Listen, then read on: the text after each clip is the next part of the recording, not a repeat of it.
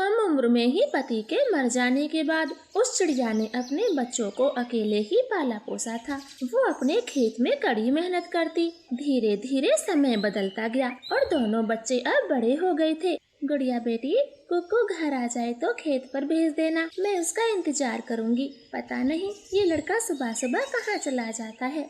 मम्मा, आपको कुकू से क्या करवाना है मुझे बता दे, मैं कर दूंगी। नहीं, तू घर का काम करती है और अब कुकू भी तो बड़ा हो गया है, उसे मेरे साथ खेती बाड़ी का काम करना चाहिए।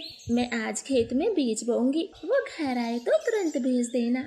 ऐसे बोलकर रानू चिड़िया बीज और फावड़ा लेकर खेतों पर चली जाती है। गुड़िया अपने घर के सारे काम करती, मगर कुकू तो अभी भी नहीं आया था। माँ को गई बहुत देर होगी, मगर कुकू तो अभी तक घर नहीं आया। खेत में बीज बोने हैं, माँ अकेली पूरे बीज बो नहीं पाएगी। एक काम करती हूँ, मम्मा के पास मैं ही चली जाती हूँ। ऐसे सोचकर गुड़िया भी घर से निकल जाती है। धूप बहुत तेज थी।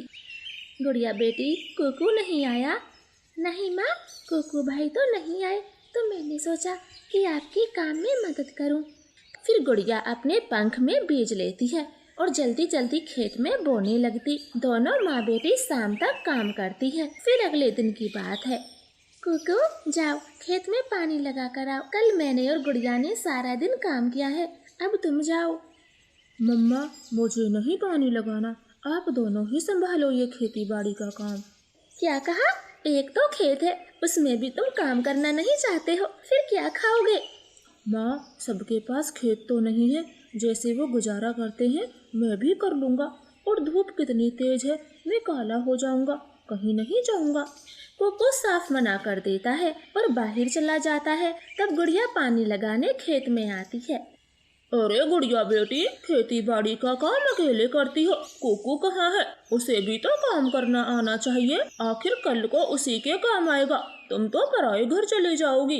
गुड़िया चुप रहती है और कालू कौवा आगे चला जाता है। अब तो खेत का हर वो काम गुड़िया करती। मम्मा चिड़िया तो बहुत परेशान हो गई थी। एक दिन वो नदी पर बैठी गौरी कौवी से बात करती है। गौरी बहन, मैं क्या करूं? कुकू खेत का जरा भी काम नहीं करना चाहता। पूरा दिन गुड़िया काम करती है, वो तो बहुत आलसी हो गया है। रानो, एक सलाह देती हूँ, अच्छी लगे तो करना। हाँ हाँ गौरी, बताओ, मैं जरूर करूँगी। कुकू की शादी कर दो, वैसे भी उसकी उम्र शादी की होगी है। पत्नी के आगे काम भी करेगा और घर की जिम्मेदारियों को भी समझेगा। आप ठीक बोल रही हो, कुकू की शादी हो जानी चाहिए, फिर उसके बाद गुड़िया की शादी करूंगी। ऐसे मम्मा चिड़िया को गौरी कौवी की बात ठीक लगती है और वो कुछ ही दिनों में एक मीना चिड़िया से कुकू की शादी करा देती है। शुरू के कुछ महीने तो अच्छे बीतते हैं, मगर एक दिन की बात है। कुकू, आपकी शादी होगी है, आपको खेत का काम संभालना चाहिए। माँ, मैंने कहा ना, खेत का काम मुझसे नहीं होगा, और गुड़िया है तो है, वो सारे काम अच्छे से कर लेती है, आप उसे बोले। लेकिन बेटा, गुड़िया कब तक करेगी? उसकी भी तो शादी होगी, फिर कौन कमाएगा? भटकना आपको ही है काम की तलाश में। कुकू चुप हो जाता है, मगर रात को मीना चिड़िया कुकू से कहती है, कुकू जी, मुझे तो डर है, कहीं खेत के हिस्से दो ना हो जाएं। आप तो खेत को देखते तक नहीं हो, किसी दिन माँ जी सारा खेत गुड़िया को ही ना दे दें। नहीं, ऐसा कुछ भी नहीं होगा, तुम चिंता मत करो, हो जाएगा। जंगल के बच्चे बच्चे को पता है गुड़िया ही खेत का सारा काम करती है। अब इस सब से बचने के लिए आप अभी बंटवारा कर ले, सीधी बात, खेत को अपने नाम करवा ले। तुम ठीक कह रही हो, मैं कल ही बात करूँगा माँ से। ऐसे दूसरे दिन कुकू कहता है, माँ, हमारा बंटवारा कर दो, जो मेरा है मेरे नाम कर दो। अरे पगले, तुझे पता भी है तू क्या बोल रहा है? मैं तेरा बंटवारा किससे करूं? कितने भाई हैं तेरे? ये गुड़िया तो है, और वैसे भी जो मेरा है उस पर मेरा ही नाम होना चाहिए, मुझे कुछ नहीं पता। ठीक है, बनवा ले पेपर, मैं सब कुछ तेरे नाम कर दूंगी। कुकू और मीना चिड़िया तो मन ही मन बहुत खुश होते हैं। कुछ ही दिनों में कुकू खेत और घर बार सब अपने नाम करवा लेता है। फिर मीना कहती है, कुकू जी, ये घर बहुत छोटा है, मेरा यहाँ दिल नहीं लगता, हम अपना नया सुंदर सा घर बनवाएंगे। लेकिन भाभी, ये घर कितना तो अच्छा है, और नए घर बनवाने को बहुत ज्यादा पैसे चाहिए। कुकू भाई तो कुछ भी नहीं कमाते हैं, फिर कैसे होगा? मुझे पता है, इसलिए हम खेत को बेचकर नया घर लेंगे। क्यों कुकू जी? हाँ हाँ बिल्कुल, मैं कल ही खेत को बेच दूंगा। वैसे भी मुझे काम भी करना पसंद नहीं है खेतों का। कुकू बेटा, तेरी पत्नी अभी नासमझ है। वो खेत हमारी रोजी रोटी है, उसे मत बेच। और ये घर भी तो तुम दोनों का है। नहीं माँ जी, मुझे ये घर बिल्कुल भी अच्छा नहीं लगता। यहाँ पर तीनों हम कैसे रह रहे हैं? कुकू जी, हम तो दूसरे घर में रहेंगे। रानो चिड़िया बहुत समझाती है, मगर कुकू मानने वाला नहीं था। वो खेत को बेचकर एक बड़ा आलीशान घर खरीद लेता है और वहीं रहने लगता है। मम्मा, अब क्या होगा? हम दोनों तो अकेले हो गए, भैया भाभी चले गए हैं। पता नहीं अब क्या होगा, हमारे पास तो कुछ भी नहीं बचा। अब घर खर्च कैसे चलाएंगे? गुड़िया बेटी, तेरी शादी भी करनी है। गौरी ने एक रिश्ता बताया है। ऐसे वो माँ बेटी बहुत दुखी रहने लगती है। लड़के वाले गुड़िया को पसंद कर लेते हैं। देखो बहन जी, मुझे गुड़िया पसंद है, इसी महीने शादी कर लेते हैं। समधन जी, मैं ज्यादा अमीर नहीं हूँ, अपनी बेटी को दहेज में कुछ नहीं दे पाऊंगी। रानो, हमें ज्यादा दहेज चाहिए भी नहीं, बस बारात का स्वागत अच्छे से कर देना। आखिर दोनों परिवारों की इज्जत का सवाल है। हाँ हाँ क्यों नहीं, खाने पीने में कोई कमी नहीं होगी। आप रिश्ता पक्का करें। सब मिठाई खाते हैं और वहाँ से चले जाते। रानो चिड़िया अपनी बहू बेटे के पास जाती है। कुकू बेटा, मीना बहू, इसी महीने गुड़िया की शादी है। मेरे पास तो पैसे नहीं है, अब तुम दोनों को ही गुड़िया की शादी करनी है। माँ जी, क्या हमारे पास नोटों की खदान लगी है जो आ गई है मांगने? हम दोनों ही अपना गुजारा बड़ी मुश्किलों से कर रहे हैं, हमारे पास कुछ भी नहीं है। कुकू बेटा, तू कुछ बोल। खेत तुमने बेच दिया, उसमें गुड़िया का भी हक था। माँ, मुझे कुछ नहीं पता, मेरे पास पैसे नहीं है। जैसा तुम्हें ठीक लगे वैसा करो। मम्मा चिड़िया रोती हुई वहाँ से चली जाती है। वो रास्ते में एक पेड़ के नीचे बैठ जाती है और अपने पति को याद करती। तभी वहाँ एक सुनहरा पक्षी आता है। क्या आप ये पोटली थोड़ी देर के लिए अपने पास रख लोगी? मैं अभी आता हूँ। रानो पोटली ले लेती है और सुनहरा पक्षी आगे चला जाता। बहुत देर हो जाती है मगर वो लौट कर नहीं आता और रानो पोटली लेकर अपने घर चली जाती है। घर जाकर वो देखती है कि उस पोटली में किसी फल या सब्जी के बीज थे। माँ, ये बीज तो कुछ और तरीके के हैं, क्यों ना इनमें से थोड़े बीज हम अपने आंगन में बो दें? नहीं बेटी, अगर वो पक्षी इन्हें लेने आया तो मैं क्या बोलूँगी? माँ, बीज ही तो है, और अब क्यों आएगा? अगर आ भी जाए तो आप उसे पैसे दे देना। फिर वो दोनों बीजों को आंगन में बो देती है। रात गुजर जाती है तो उनके आंगन में हरे हरे मोटे अंगूरों की भरमार थी। वो तो चौंक जाती है। ये कैसे हो सकता है? एक ही रात में अंगूर की फसल इतनी बड़ी कैसे होगी? माँ, ये जादुई बीज थे। वो पक्षी कोई भी था, हमारी मदद के लिए आया था। फिर वो दोनों सारे अंगूर तोड़ लेती है और उन्हें बाजार में बेच देती। अगले दिन फिर से अंगूरों की भरमार थी क्योंकि वो जादुई अंगूर थे। ऐसे ही कुछ ही दिनों में उनके पास काफी सारे पैसे जमा हो जाते हैं और गुड़िया की शादी बड़ी धूमधाम से होती है। और समय के चलते रानो चिड़िया बहुत अमीर बन जाती है। कुकू और मीना उसके पास आ जाते हैं। सासू माँ जी, मुझसे गलती होगी, मुझे माफ कर दे, मैं आपकी सेवा करूँगी। हाँ माँ, मैं भी आपके पास रहूँगा और खेत का काम करूँगा। वो घर बेचकर आपके पास दोबारा से घर लूँगा। मेरा वहाँ मन नहीं लगता, प्लीज मुझे माफ कर दो। अपने बहू बेटे की ऐसी बातें सुनकर मम्मा चिड़िया खुश होती है और दोनों को सीने से लगा लेती और मिलजुल कर हंसी खुशी रहने लगते हैं। तो प्यारे दोस्तों, अगर आपने ये कहानी पूरी देखी है तो अपना प्यारा सा नाम हार्ट इमोजी के साथ जरूर भेजें और चैनल को सब्सक्राइब करना ना भूलें। आपका धन्यवाद। शादी संपन्न हुई, अब वर वधू खड़े हो जाएं और अपने बड़ों का आशीर्वाद लें। रानो चिड़िया और टुन्नू दूल्हा सबका आशीर्वाद लेता है और फिर विदाई होती है। गाड़ी में बैठकर रानो अपने ससुराल चली जाती। मम्मा सास नई बहू का गृह प्रवेश करती है। बहू, ये मेरी बेटी है सोनी, तेरी इकलौती ननद। हम परिवार में 3 ही पक्षी थे, अब तेरे आने से 4 हो गई है। भाभी, हमारा घर तो बहुत बड़ा है, आइए मैं आपको बगीचा दिखा कर लाती हूँ। सोनी चिड़िया रानो को घर का आंगन दिखाने ले जाती है। रानो मन ही मन बहुत खुश थी। मैंने तो सपनों में भी नहीं सोचा था मुझे इतना अच्छा घर परिवार मिलेगा। सास, माँ, पति और मेरी तो ननद भी बहुत अच्छी है। मैं बहुत खुश हूँ। रानो ऐसे सोचती है और बहुत खुश होती है, मगर उसे क्या पता था यही सब पक्षी उसके दुश्मन बन जाएंगे। ये बड़ा घर उसकी जेल बन जाएगा। फिर रात को रानो चिड़िया सोचती है, पता नहीं ये लोग क्या कर रहे हैं। रात के 12 बजने वाले हैं और नई बहू के खाने की कोई चिंता ही नहीं। मैंने सुबह से कुछ भी नहीं खाया, अब तो कुछ ले आओ। चिड़िया सोच ही रही थी, तभी सोनी चिड़िया प्लेट में खाना लाती है और बेड पर रखते हुए बोलती है, सॉरी भाभी जी, खाना थोड़ी देर से बना है, आप आराम से खाएं, मैं जाती हूँ। खाना रख के वो कमरे से बाहर चली जाती है। रानो जैसे ही प्लेट उठाकर देखती है तो चौंक जाती।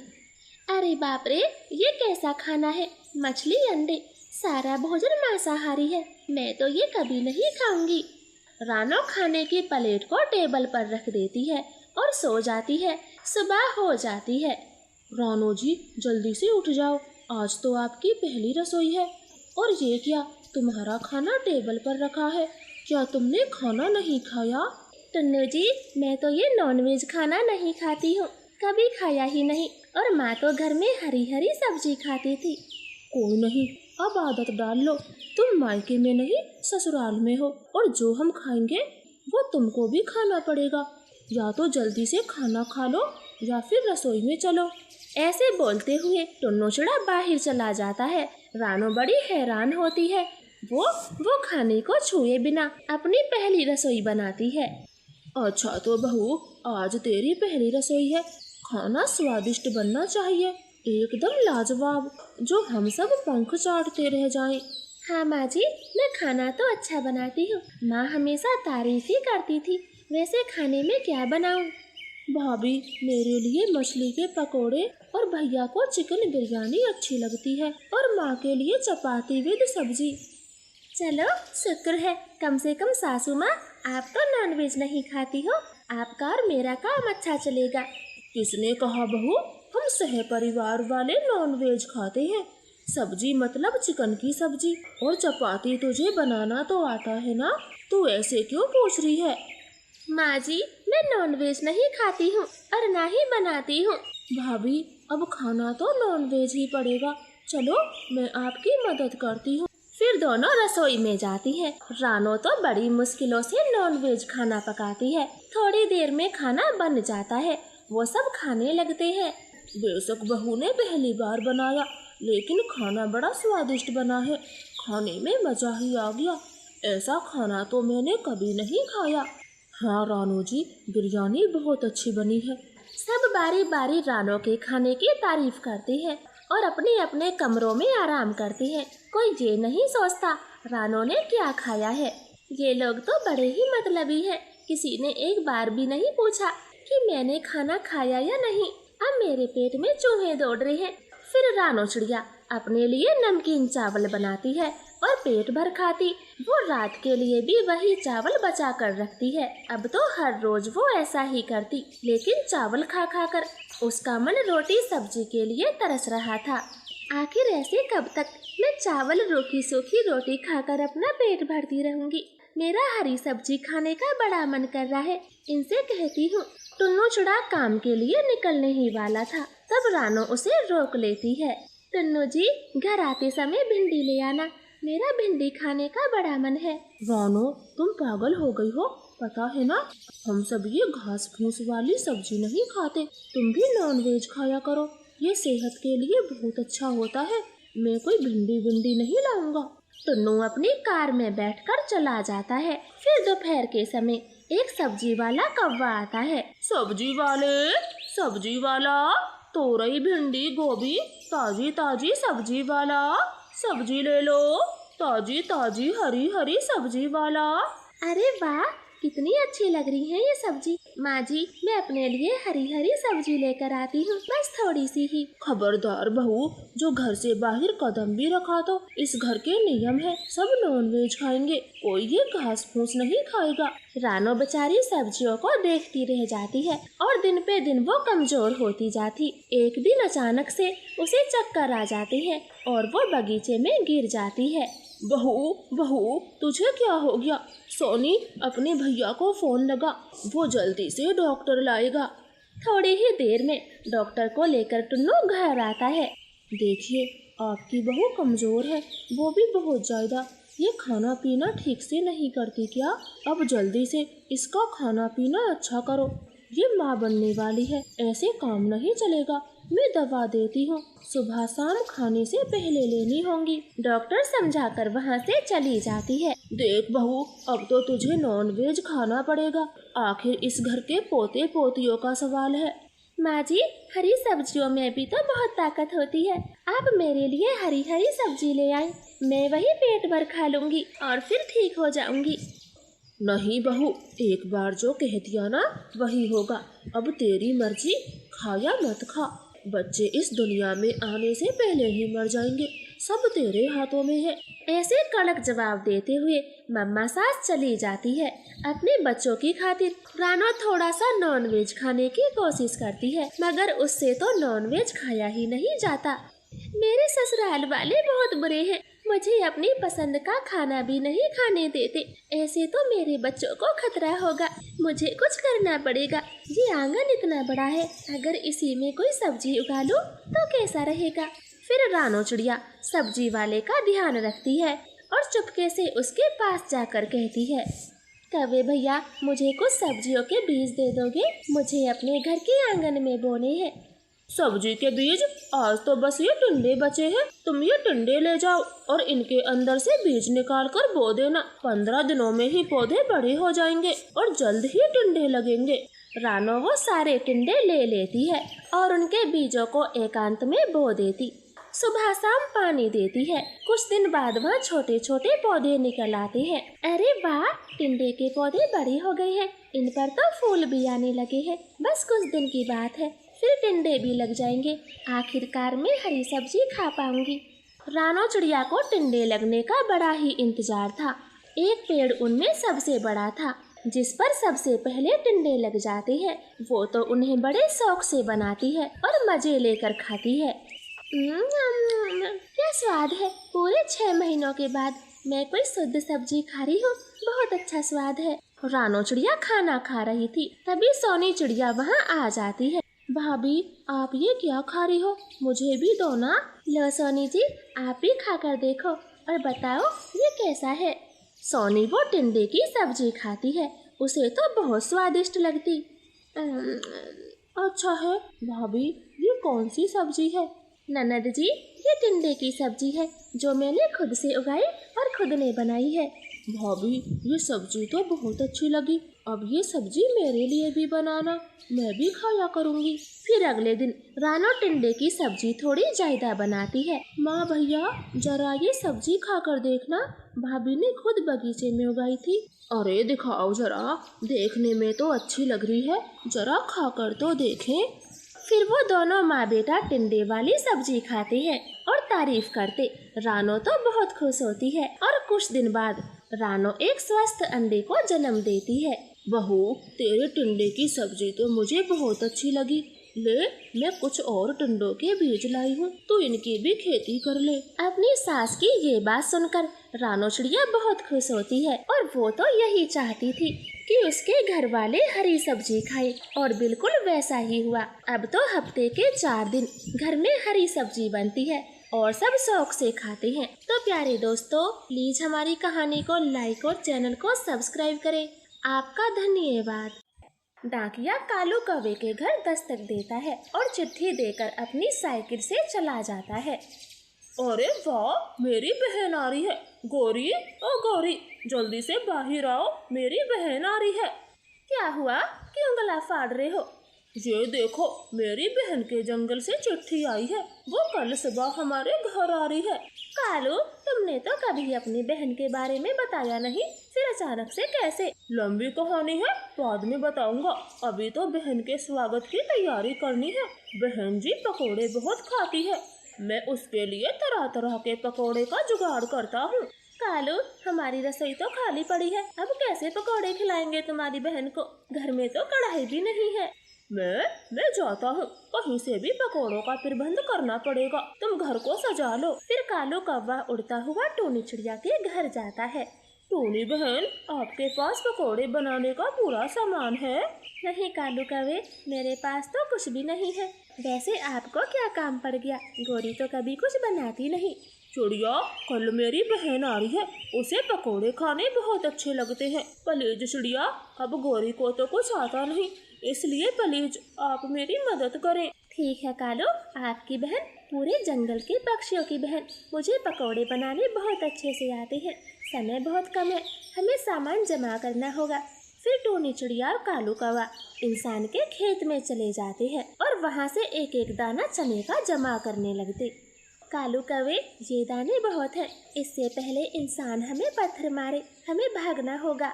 चने की पोटली कालू कौवा उठाता है और वो दोनों सीधे चक्की की दुकान पर जाते हैं। चक्की वाले भैया, हमारे चने का बेसन निकाल दो।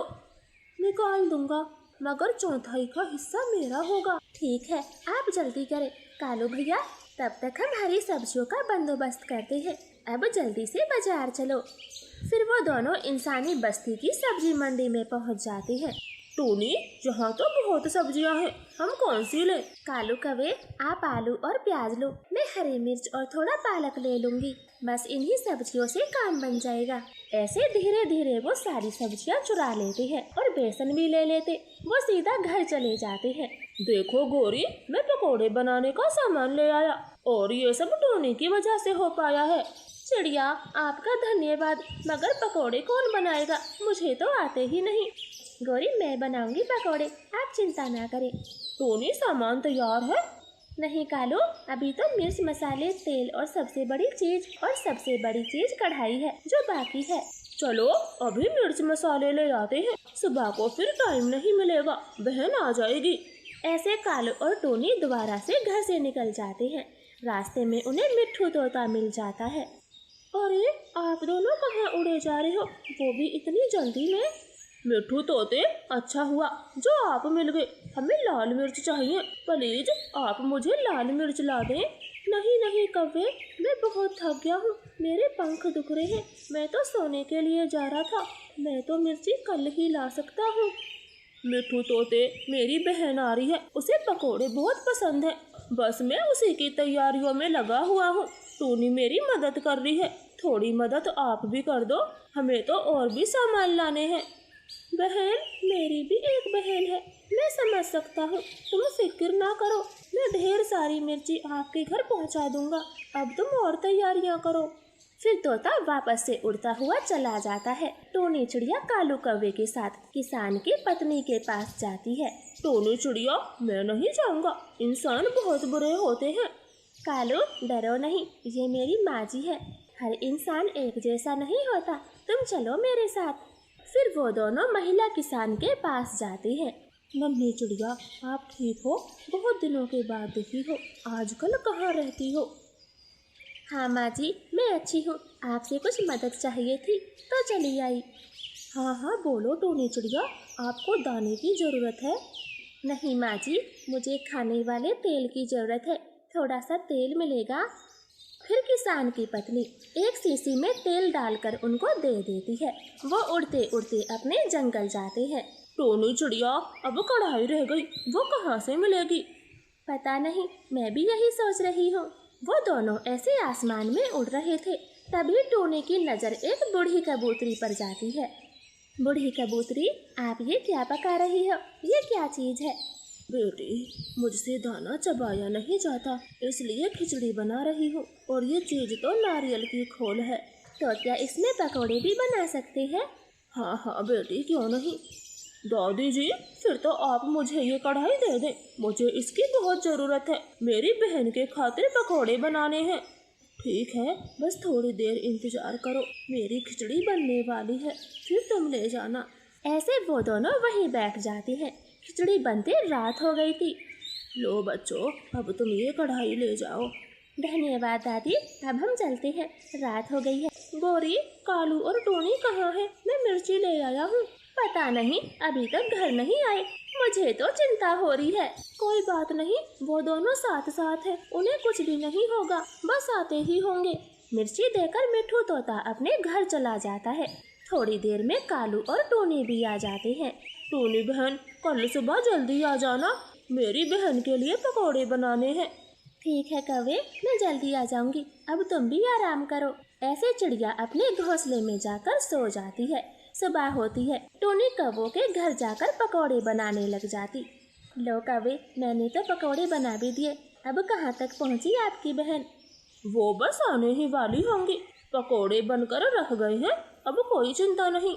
फिर वो तीनों बहन के आने का बेसब्री से इंतजार करते हैं, मगर शाम होने को थी, बहन नहीं आती। कालू कौवा उदास हो गया था। कालू, बहन जी तो नहीं आ रही, भूख के मारे दम निकला जा रहा है, हम थोड़े पकौड़े खा ले।